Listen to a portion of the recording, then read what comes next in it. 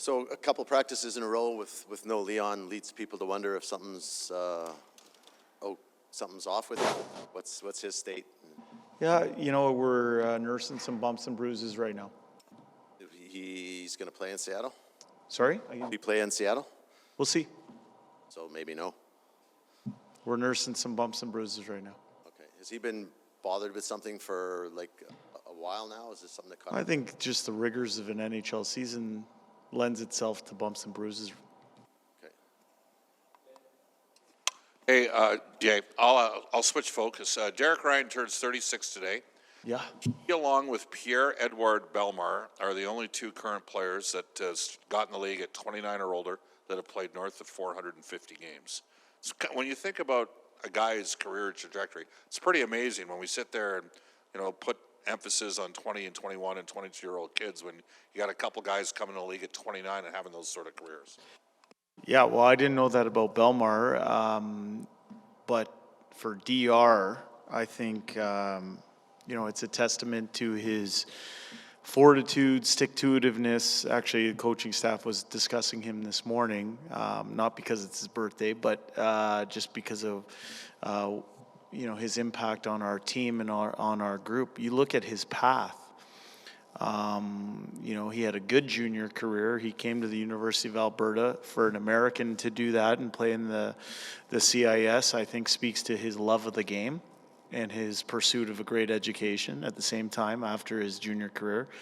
And then you're talking about somebody who started his professional career, I believe, in Hungary and worked his way through some of the top leagues in Europe and eventually, took a risk to come back after a comfortable life over in Europe to pursue his dream of becoming an NHL hockey player. I mean, I have nothing but a tremendous amount of respect for Derek, his path as a player.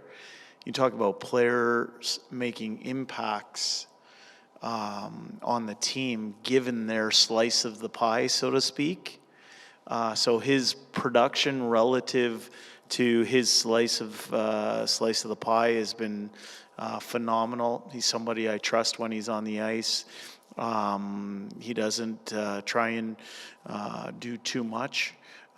He's somebody that maximizes every ounce of his potential, and it's not an accident that he's playing in the league at this age, despite having been undrafted and despite not playing his first NHL game till 20. Jay, you talked about his on-ice qualities. What about his off-ice qualities, his demeanor around the rink? Yeah, I would use the word passion. You don't get to do all those things that we just talked about without being passionate. I see someone with a love of the game. I see someone that continuously works at his craft. Someone who, if he has a tough game, wears it. He's a serious professional hockey player. I think what a great example for some of our younger players that are trying to find their footing at this level.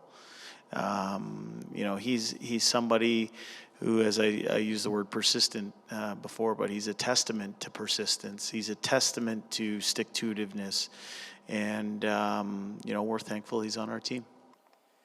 Ahead of your first game out of the Christmas break, a lot of the comments from your players were the wanting to get more consistent in their play. In the opening 36 games, what would you say is the biggest lesson that you guys have learned as a team? Well, I think we can beat the top teams in the National Hockey League when we're playing to our capability. But I would agree with our players that that level of consistency or competitive greatness has to be there day in, day out. We actually use that term. It's a coaching term I've heard for years, but what is it? It's being your best when your best is required. And when's your best required? Every single day. Every single day is when your best is required. So today, for us and how we're going to improve or get better, that was on the practice surface. Tomorrow, our best is required in the evening versus a divisional opponent that we're tied in points with.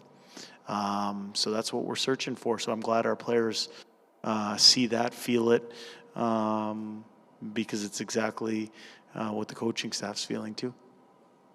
On a lighter note, did you end up making any bets for the skills competition yesterday and win any money? No bets were exchanged in the coaching staff, but it would have been interesting. I asked some of the players about the dog race, and it was interesting to see some of the comments on the speed of some of the dogs and whether the speeds of the pets match the speeds of the owners.